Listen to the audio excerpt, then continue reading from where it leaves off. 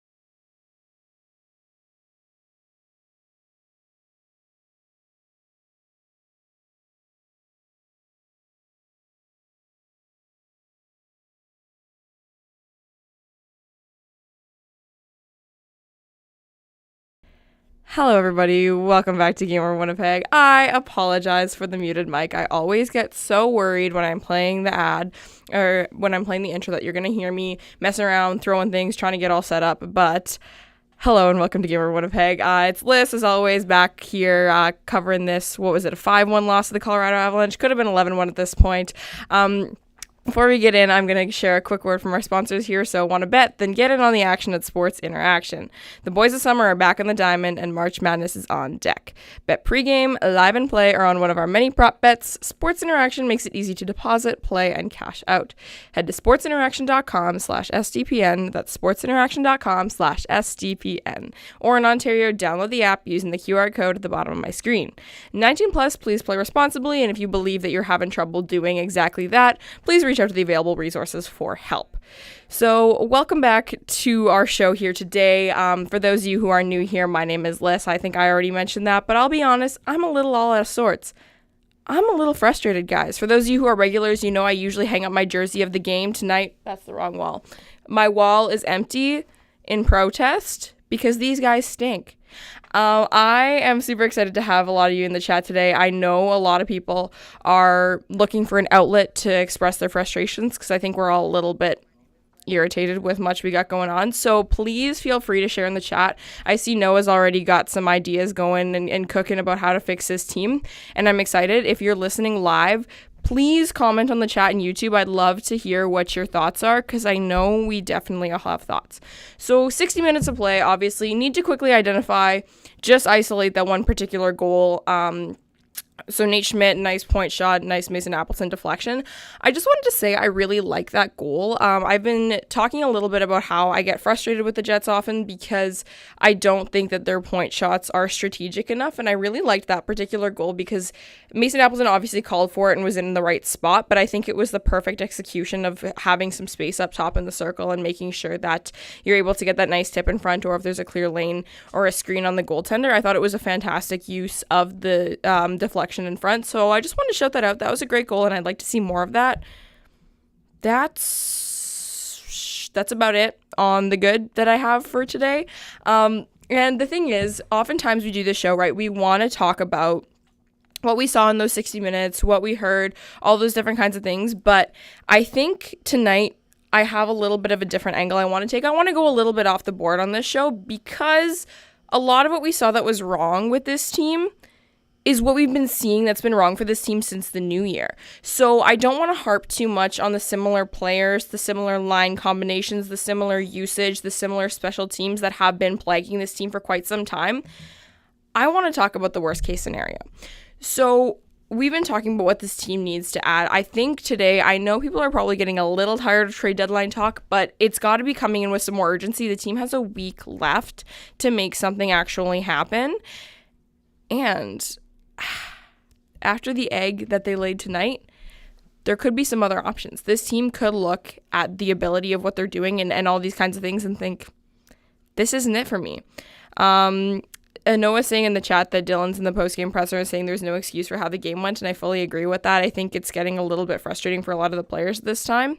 And Brian says that this game is miserable, but let's be real, it feels like it's been brewing for the last month, and I fully agree. I think I've been coming on to this game over show, and I feel like every single game I'm coming on here to get mad at the Jets, or if they win, I feel like I always preface it by saying, Come on, guys. It was the Chicago Blackhawks. Come on, guys. It was the Ottawa Senators. Stuff like that. And it's like, that's not happening anymore. And the Colorado Avalanche were clearly missing some of their important players still, notably Cale Makar. We've been seeing those Makar versus Morrissey ads on the boards for like weeks now, which was dumb. But I like what Noah's saying about we can't leave the best goalie out in the league to dry by Appleton, as a quote Appleton shared in the postgame presser. And I think that's really interesting. And before we get into some trade stuff, I also want to talk a little bit about Hellebuyck. So there was a Bronx cheer that came out for that guy when, he was rocking the .200 save percentage. Attaboy. But I want to talk about him a little bit. I don't think enough Jets fans, myself included, understand the impact this goaltender has had on the Winnipeg Jets since 2017, 2018, 2019, when he started to become very excellent. Obviously, we know we got out-goalied in the Vegas series in 2018, and we can go down that road again, but it's quite alarming how much of an impact this goalie has had on the trajectory of this team, good and bad, because he has been so unbelievably fantastic over a consistent period of time for this hockey team that it plagued them to the point where they were unable to address their inefficiencies for years because people were so oblivious to the fact that this goaltender was playing at a level that I don't think anyone has seen from a current era goaltender. I know Andrei Vasilevsky is fantastic. I know Igor Shesterkin played the way he did last year. But the Winnipeg Jets have been a weak team for a long time. They have good players. They have players who are able to do things. But the shot quality that Connor Hellebuyck has faced throughout his entire career is record-breaking compared to what some of our other goaltenders are seeing in today's day and age. I understand that we've had some goalies. I like to call it the GSAX. I don't think that's actually what you say, but GSAX, goal saved above expected. It's one of my favorite statistics when looking at a goaltender because I think it's a really, really important stat instead of just looking at something like shots because that doesn't tell you enough of a story about the kind of shot that a goalie was facing. And oh my God, it's absolutely ridiculous to see what this goaltender has faced for games over the course of the years because he's a high usage goalie. His backup has been used significantly less than a lot of other teams in the league. And to Bronx cheer this man, I will say, I get it. If you're a fan and you're just frustrated, you let in, 4 goals in that early stretch of time, 3, whatever. I understand the frustration as a fan, so I don't want to put too much stock into the Bronx cheer in general, but I know it's not just the Bronx cheer. There are people on Jets Facebook, my favorite place in the world, who are like, he's not a starting goaltender. We gotta get someone new, all these different things. I'm befuddled. I'll just pull up my thesaurus really quick and look at all of the synonyms for just confused, dumbfounded. I don't understand how anyone could think that man is the problem when there is such an egregious mess in front of him. So anyways, that's my little rant. I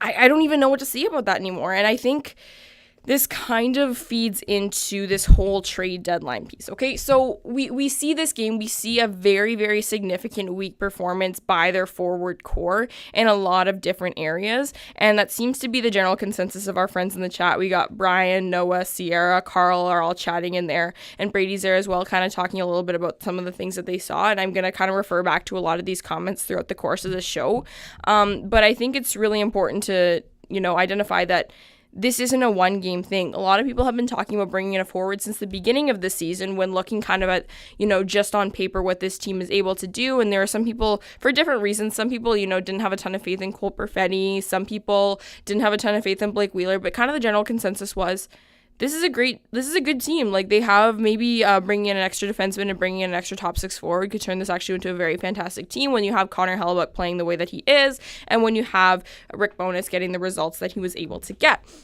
And that was a pretty common thing. A lot of people were pretty impressed with the way things were going early on. But the notable gap of needing a top 6 forward has been quite clear for a decent amount of time now. This isn't a one-game thing, and that's, I know I talk on the show a lot about how I really don't like isolating individual plays to judge a player too much. I think it can be really great to use in a context, but if it's oh, this is a mistake that was made, ergo bad player, I don't agree with that, and I think a lot of people don't. So that's why this whole reaction is not about this game. It's about, when is enough going to be enough? Because that's one thing about the trade deadline that's always been kind of interesting to me. We're a week out. A week from today, Yes, a week from today. I feel like my brain is not fully there. A week from today, Friday, March the 3rd, is the trade deadline. We've known what players are going to be sold by their teams for quite some time now. I'm frustrated with Kevin Cheveldayoff because you see that your team needs help. Bring them in early. Let them, gel together and figure out what kind of line combinations you need, because we're getting down to the last 20 or so games of the season you're going to have this player for. It's rough.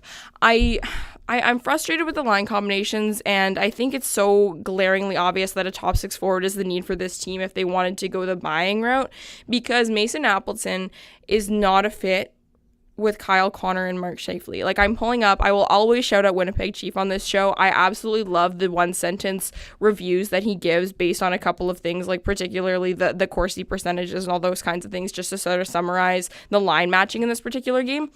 I think it was Garrett Hole that mentioned the controlled entries and exits that came from that line today. They had like 7 or 8 or 9 of controlled zone exits and entries each respectively, which is really fantastic.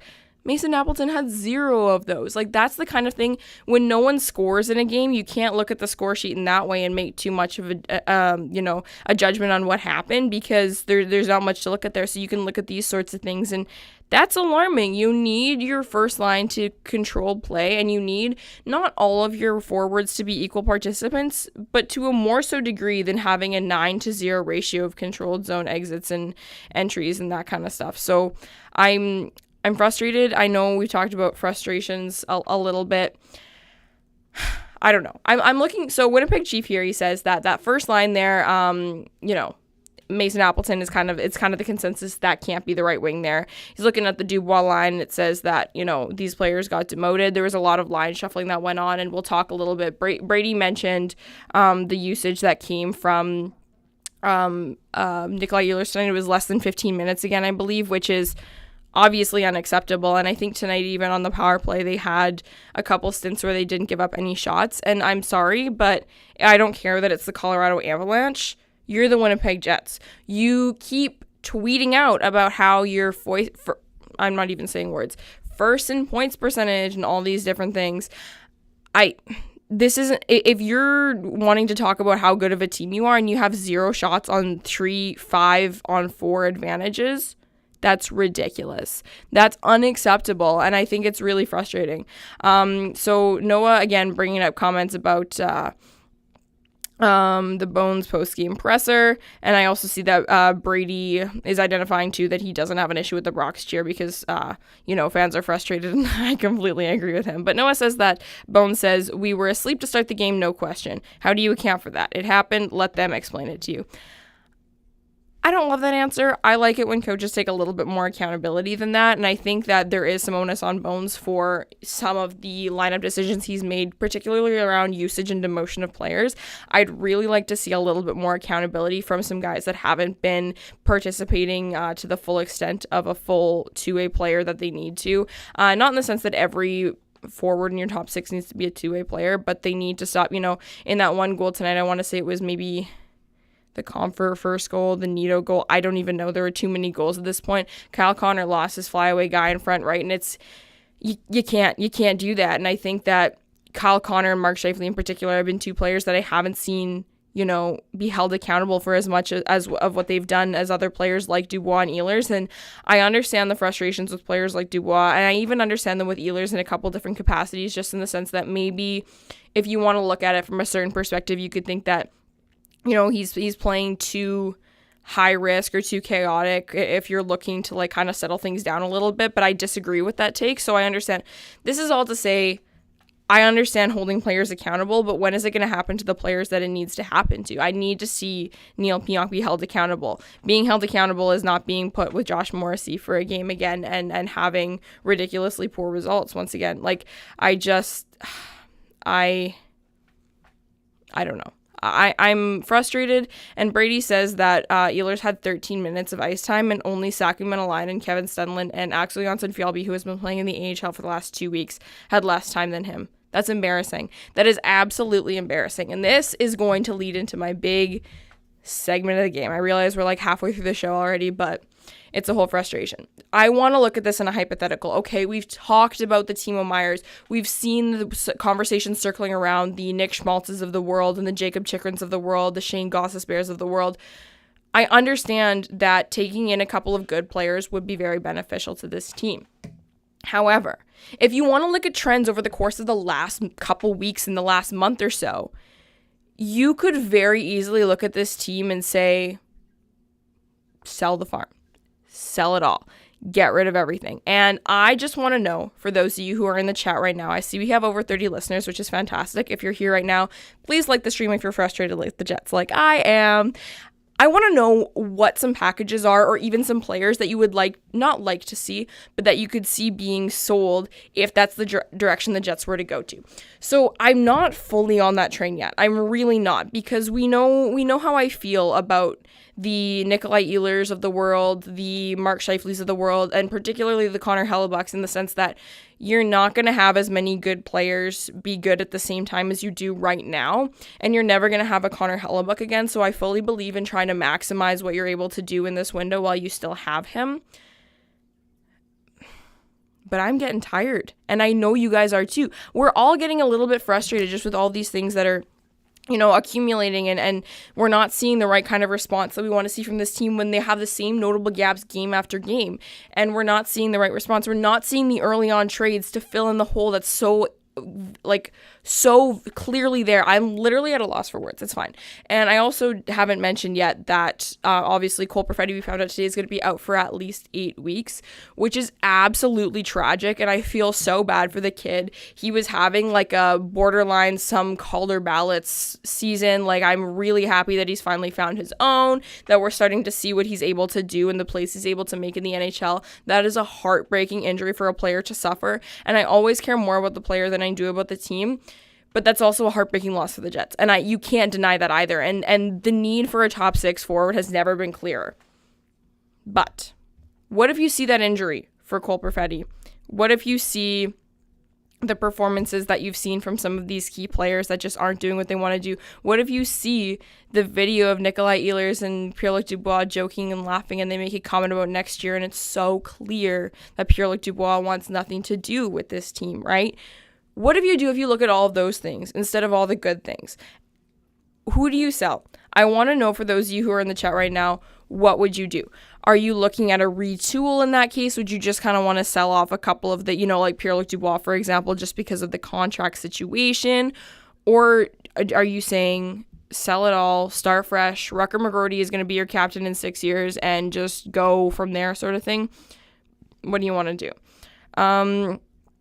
So I want to look at a couple of things particular in the chat here. So for those of you who are, I know my time is a little bit behind, so you're not listening to me exactly live. You're a few seconds behind where I am.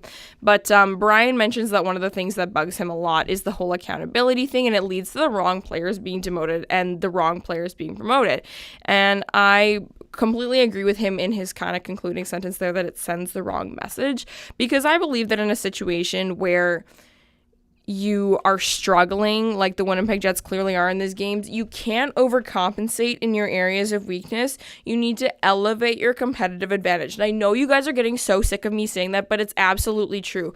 You can't just sit back. If you're struggling to defend against the Colorado Avalanche, you can't just be like, well, let's just defend more. You need to use your tools, and their tools are the Nikolai Ehlers of the world, who are able to break into pretty much any zone with any kind of defense. Doesn't matter what kind of trap they're playing. He's able to make that entry and create a little bit of possession and, get some shots, maybe score some goals. That's what you need to be doing. You don't need to be promoting and spreading out your guys who are quote-unquote defensive guys, even though Sacramento Linen in particular has had poor 5-on-5 defensive results in, since he even returned from injury. So that's a whole other situation. But even if you want to look at him as a defensive player, which again, right now, that's not even what he's doing. He's just creating a whole lot of nothing. It sends the wrong message, and I fully agree. And it also leads to the wrong results. All you're doing is getting hemmed in even more. And as soon as maybe Sacramento does, grab a loose puck or something, it's just a chip off the glass and to change and to get hemmed in once again by the Colorado Avalanche's third line. It's not solving a problem. So that's my hugest frustration with that as well, because I think that it's like Brian said, it's sending completely the wrong message. So going back to a couple of the quotes from the postgame presser that Noah, shout out to him, always is sharing in the chat for us. Our character and pride just got tested. We didn't respond tonight. We have to respond Sunday. Win or lose Sunday, there has to be more emotion and commitment. Haven't we been saying this for quite some time? They lose a game and they're like, oh, we need to come back with a response. And then they simply do not. And it's like, where do we go from here? Luke says that 26, 55, and 81 still have special treatment. And it's honestly getting to the point where I really don't understand why. We always had all these thoughts, and you know what? I feel like it's been a while since I brought up Paul Maurice on the show. I think I was doing really well, but that meme of that screenshot from like one of the later seasons of The Office, and it's Jim and Dwight, and it's like days since our last nonsense, and then they have to wipe it down to 0. That's me, like days since I last brought up Paul Maurice on a Game Over stream. But that's besides the point. I really go off on tangents when I'm by myself. Hey, you guys have no idea. If someone who likes to talk as much as I do, it's actually kind of hard to like sit here and just start spiraling thoughts. So really big shout out to those of you who are in the chat and sharing these thoughts and whatnot. But we always thought that some of that special treatment that those 3 players got in particular was due to the coaching. And then, we learned a little bit more, but maybe there were more disconnects there than we thought and all these different kinds of things. But we're still seeing the same special treatment. It's making me wonder, like, what could I possibly be missing? Because if you look at the kind of player that Kyle Connor and Nikolai Ehlers are and their style of plays and things like that, I don't understand how you would give one more special treatment than the other, even to the point where Kyle Connor obviously does not make as many plays as Nikolai Ehlers does, but he's a similar player in the sense that he's defensively deficient, but it can be made up for with what he's able to do offensively and what he's able to contribute on the score sheet, and I get that. So why are you punishing one of them and playing him way below his utilization rate and not the other? It's the same thing. Like, Blake Wheeler has had a fine season. Like, I don't want to dog on Blake Wheeler. It's a coaching question that I really don't think I fully understand. And when Rick Bowness comes in and strips the C of the player that's been the front-facing player of the Winnipeg Jets since he got here, Again, we can speculate about that all we want, but my whole takeaway from that was we're going to be seeing a little bit more accountability from a lot of these players this year, and that's going to be a really exciting thing. We're going to see merit-based results as opposed to, like, what's the word I'm looking for? Seniority-based results and all those kinds of things, but then it's just not happening. So it's hard. Brady says, do you think Brad Lambert gets treated like Ehlers in 4 years? Do you think he'll overcome the European bias because his name doesn't sound European? Great quote. It's a trick question because Brad Lambert won't be a Winnipeg Jet in 4 years because they're going to find a way to trade him away like they do with all of their Finns. No, there's something really bizarre, and I genuinely don't know what it is. And again, it's not like me to speculate. That's a lie. Yes, it is like me to speculate. I love to speculate. Who am I if I'm not causing drama?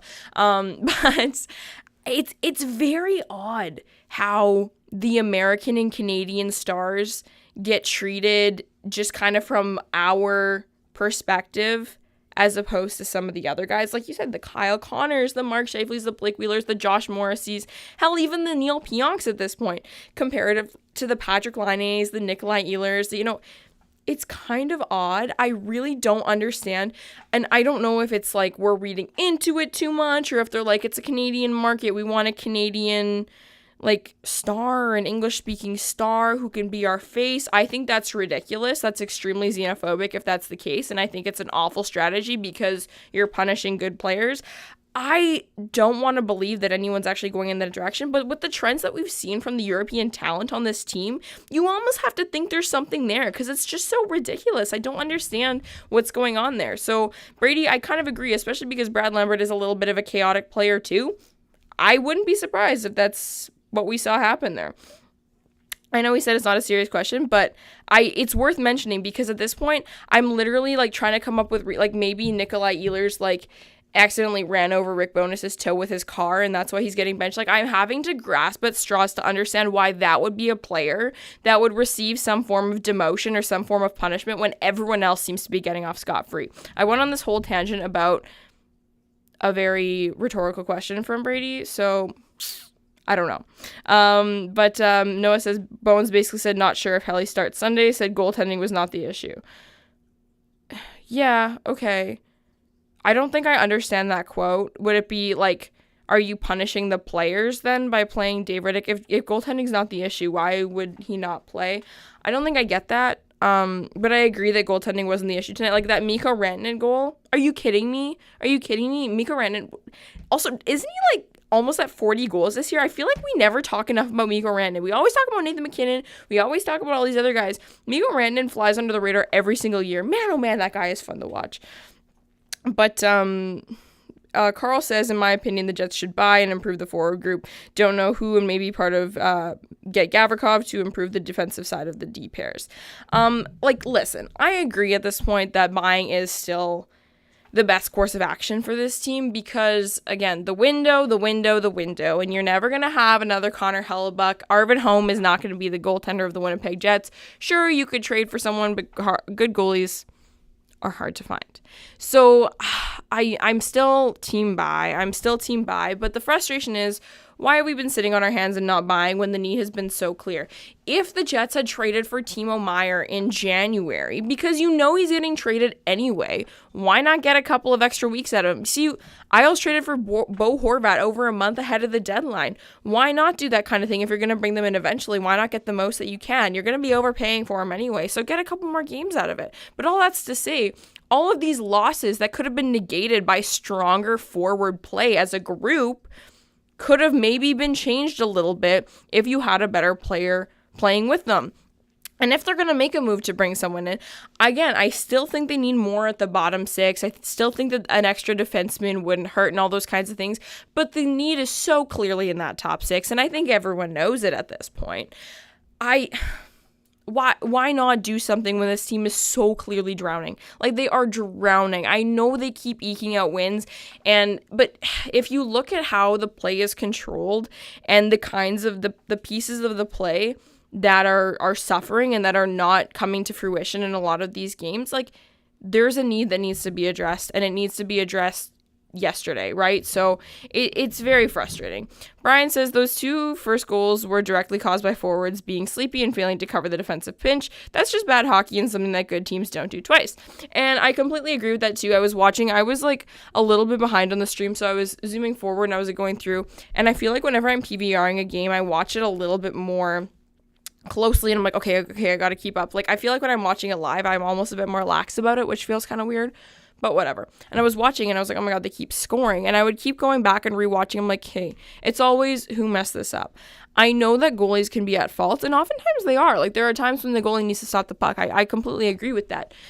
But it's always, especially when your job is to talk about a hockey game, you're like, okay, whose fault is this? Who messed this up? So yeah, going back on all of those, and again, it was poor reads by the forwards on when to cover that pinch. And I think, if your coach from the beginning has said, we need more active D, and all those kinds of things that have been a constant quote from Rick Bowness this year and things like that, you need to expect the D to pinch, because that's what they're being told to do, especially if it's Josh Morrissey and Neil Pionk. They're being told to pinch. They're being encouraged to pinch. So if they're going to do that, or even if they haven't done it yet, you need to be prepared for it, because they're the ones who look bad when you miss your pinch and then they get an on-man rush, or they get placed out of position and they're not able to cover the pass or the screen or whatever you want to talk about.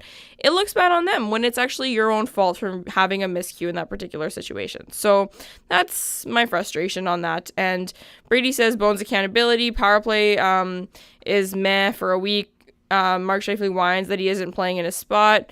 Ehlers gets pumped down. Power play stinks for a whole month. No switch up. Yeah, you know what, Brady? I'll be honest with you.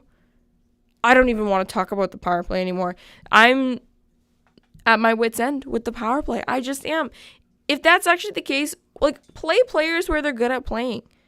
Play players in a way that makes your power play score. And if your power play isn't scoring and you have Kyle Connor in your power play, you have Nikolai Ehlers in your power play, you have Mark Scheifele on your power play, you have Josh Morrissey, who set a points record in a season for a defenseman, they still have 25 games left or whatever we're at in the season on your power play, and you're not scoring, there's something wrong. You need to fix it, because those guys can score on a power play unit.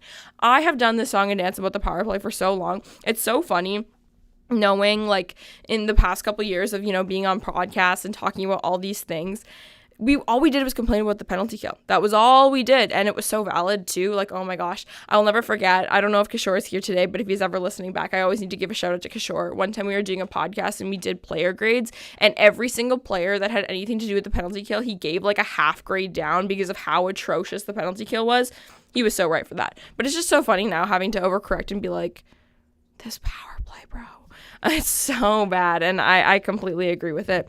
Noah says the Jets need a whole new third line, a top 6 forward, and a top 4D, and probably even more. They need a lot at this point, and I've been trying to die on my hill about not caring too much about third line scoring, because I'm like, again, I can talk song and dance. I'm like, oh my gosh, they're a line matching line. As long as they're shutting down the best offensive lines in the league, I don't need them to score. But there was a tweet I saw. It was like, oh gosh, I can't remember who it is now. And if one of you in the chat, one of my Twitter buddies knows who tweeted it, it might have been Brady, might have been Garrett, might have been Nick. Those are my go-tos. They always have some good quotes during games and whatnot. But that third line has a combined 3 goals in the last like 2-3 months, and 2 of them were empty net goals. Like, that's worse than most fourth line scoring, and I think that was actually part of the tweet that I saw too. It's like no fourth line in the league is that poor on the score sheet, never mind third. And I think it's getting to the point where it's like, yeah, that depth scoring piece, which is always something that I try not to overcompensate on too much, is becoming a glaring hole in this team. And Brian agrees in the sense that he says that top 6 and middle 6 guys are necessary, and I agree. Like, AJF, I was fine with as a pickup, but I'm okay with him as a fourth line energy guy, and we can talk about all these things about how it's nice to have him out there for 6 minutes a night, just kind of negating icings and doing, ripping random shots and scoring on the occasional one because he's a fun guy to watch, all that good stuff. I don't mind it. It's okay. We can do that. But Carson Kuhlman is not a third liner on a Stanley Cup team, and this is what that team thinks they are, is that they think that they're a team that's going to go deep in the playoffs, and that's not sustainable. You can't do it. Carl says that Bo Horvat has been good for the Islanders, and the extra games to develop chemistry has been good for them, and Horvat is so worth it to do the trade early.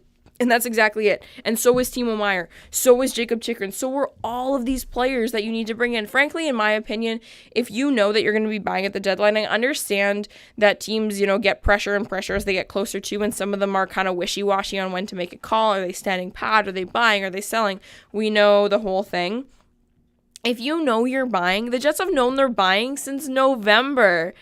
Then buy in December, buy in January. I know some of those teams aren't ready to give up those players yet, and that's the whole market issue with the supply and demand and when the prices are high and all those kinds of things. I took first year micro and macroeconomics. I understand what this means.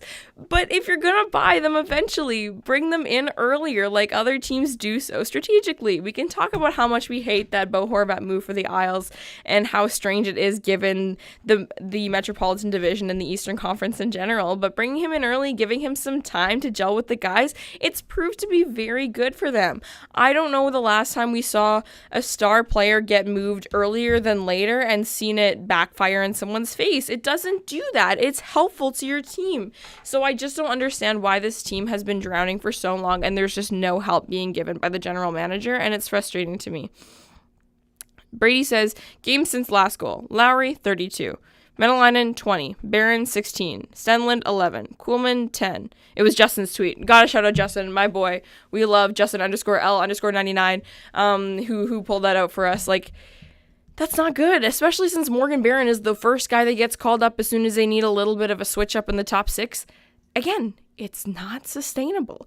So that's just the whole frustration. And again, I think this is the kind of thing where I know I'm here to talk about the game that we just saw, but the game that we just saw is just a complete, perfect view of what we've been seeing for the last little bit, just put on full display against a team that there is a very likely chance that they encounter within the first or second round of the playoffs, should they even make it at that point.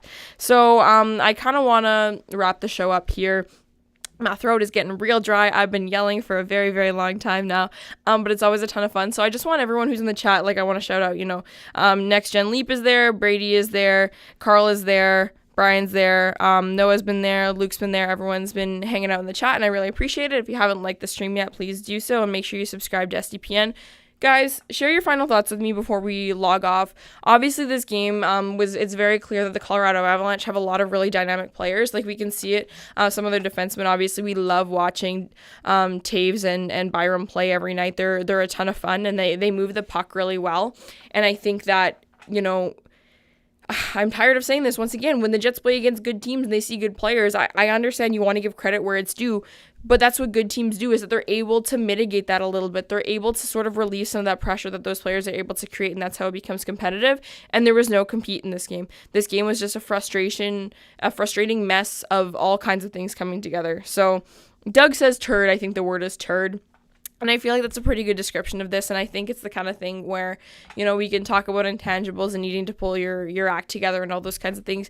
These players, I don't know what it is that they need, but I know they're frustrated. We all know they're frustrated. They just need to act on it a little bit better, because tonight, someone made a joke about a PLD shift 2.0. Like, that's a player that goes out there, he takes a 4-minute cross-checking penalty, and you're like, I know you're annoyed, dude, but now your team is shorthanded for 4 minutes, and even if the other team doesn't score, that's 4 minutes where you could have been controlling the play and you weren't able to because you were at a disadvantage. And, all those different things, like, the players need to, I don't care, Brendan Dillon comes out right in postgame and he's like, we need to be better.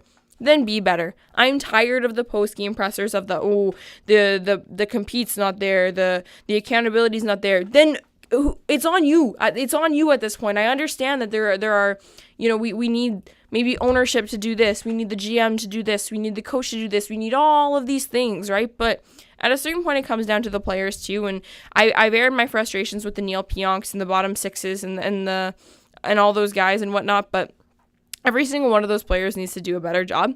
And I know it's easy for me to sit here in my basement and say that, but it's the kind of thing where it's like, this is their job. This is what they're paid to do. And I need them to do a better job. Noah says, Chevy probably made a plan a month or more ago to wait to make a trade until this coming week so you can make multiple deals with the cap space he has accrued, but he waited too long. That's probably very fair. I think that there are a lot of strategic moves that the Jets could make here. And if we wanted to go the route of looking to buy a little bit more, this is also an interesting year to do that because of the cap flexibility that they have. They would be able to do what Minnesota has done on a couple of trades now, where they retain a little bit of that salary in exchange for a pick or two, which I think is a really cool play to make, because I think a lot of teams, except for the exception of the Arizona Coyotes, find that if they're kind of like a middle team and they have cap space, they should be buying because they have the ability to. But I like what Minnesota's doing, and I think it makes a ton of sense. And if the Jets were to kind of walk back on being a contender, that would be an interesting route for them to take. But Brian says, final thought, I think a deal needs to be made before Monday, not deadline day. The longer they wait, the closer they may fall toward the playoff line. Brady says, if he's not talking about a trade on Sunday's game over, I'm going to be upset. Listen, okay, actually, hold on. Can you tell? I'm wearing where is it? My hair is all over the place, guys. I can't even, for those of you watching live on YouTube, you can see it's my Ville Heinola Stanley Cup Playoffs sweater. Shout out to Glenn. I'm going away to Montreal for 2 weeks. I leave tomorrow or Sunday. I don't even know. I'm so all over the place. I know Ville Heinola is going to get traded while I'm gone and busy and not on my phone, and it's just going to be a nightmare. So I'm leaving it up to Brady to make sure he airs my frustrations as much as he wants on the game over in the coming days while I'm gone. Carl says, I have an obvious bias, but I hope for a similar result on Sunday with an Islanders win. Sorry, not sorry. Hope you guys don't mind. Hey, I don't mind the Islanders. And Carl, if you want to check out the show that I did with my good buddy Mike, the Islanders fan, on Wednesday, it was a good one. We had a lot of fun, and I thank you for joining us in the chat from Sweden. It sounds fantastic. Doug says Chevy is well past his expiry date. He's not a winner. I'm of the mind that this is, we talk about this, always shout out C-Mac from our old Jet-centric days and all the quotes that quote machine made, but it's show business, not show friends, and if your GM's been around for over 10 years, we're going on 12 here now, and I don't know, my patience is wearing thin with a lot of things, and again, with Rick Bowness, he's only been here a year, so I'm trying to be a little bit more patient than I was with some other people. I don't know, and I guess that's my final thought on the show is I don't know. The Colorado Avalanche are getting healthier, and they're getting better. We know that this team is able to do a lot, and their goaltending situation is less ideal than a lot of other teams as well. They have fine goaltending, but I think it just goes to prove that they're a very dominant team. They've been able to hold their own with a lot of injuries that have been plaguing their team over the last couple months, and as they start to get healthier and they start to heat up as we near the end of the season, it's just, we talk about the West being wide open. If this Winnipeg Jets team runs into that Colorado Avalanche team in the first round, we're taking out the rooms, boys. Like, it's not going to be a pretty sight, so they need to do something. That kind of wraps up the game over for me. Lots of emotions, but I didn't cuss a lot, and I feel like I wasn't overly mean to a particular player or person, so you know what? We'll call that progress, and we'll call that a win in our books. So thank you so much, everyone, for tuning in. If you're live in the stream, make sure you like it and subscribe.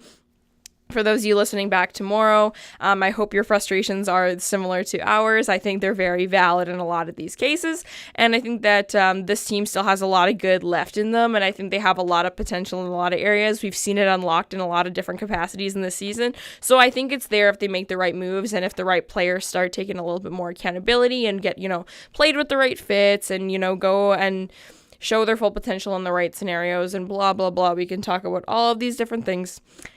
And here's hoping that they figure it out. So for those of you who follow me on Twitter, thank you for doing so. Sorry for everything. For those of you who don't, you can find me on Twitter at LYSSHOUDE. That's Lyss Hood. You can also find me on TikTok at Can't Teach Size. I like to have a lot of fun. I've done a couple of podcasts this week. I'm doing a Trade Deadline talk podcast tomorrow with a Calgary-based podcast. So that's going to be a ton of fun. I also joined my friend Kaya, who's from Game Over Vancouver, on her podcast called Growing the Game earlier this week, which is a really fantastic show about, how to make this game more marketable to a lot of different audiences and things like that, which is a ton of fun. So make sure you check all that stuff out and follow at SDPN Sports on Twitter, as well as SIA Sports. So that's our friends at Sports Interaction. Thank you so much, everyone, for tuning in. Brady will be covering the games for the next little bit, so make sure you guys give him lots of content in the chat as well. Have a good night, everyone. We'll see you next time.